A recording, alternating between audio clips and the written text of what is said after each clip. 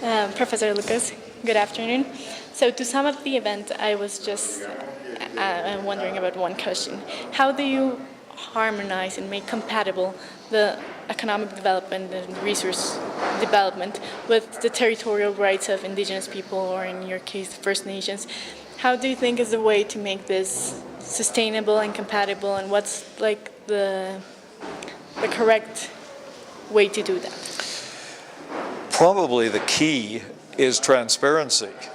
That is making sure that the government and the government agencies that are involved with land restoration, as well as those involved with resource development, know what the other is doing, and that the people, whether they're indigenous people or local communities affected, know that as well. You cannot have these processes operating as though there's absolutely no connection, and what that leads to then is really good processes of consultation, participation, and accommodation, because you will never have high quality decisions without really high quality process. So from my perspective, that's probably the main thing that you can do to harmonize that legislation, because essentially you're dealing with conflicting purposes.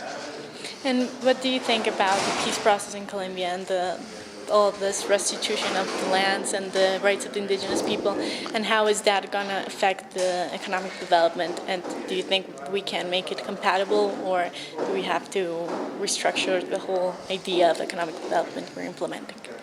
From what I've heard previously and at the conference, this is a very complicated issue, and it begins with what I read as essentially a civil war that's been going on for a very long time, and in its course has created all kinds of other problems in relation to local communities, to indigenous people, so that the issues that they're facing are not just with government, not just with companies, but with with FARC itself, and so you have all of these players trying to negotiate and discuss and work out policies that government will ultimately implement that try to deal with all of these very complicated issues. That's what I'm seeing. Okay, yeah, that's the problem.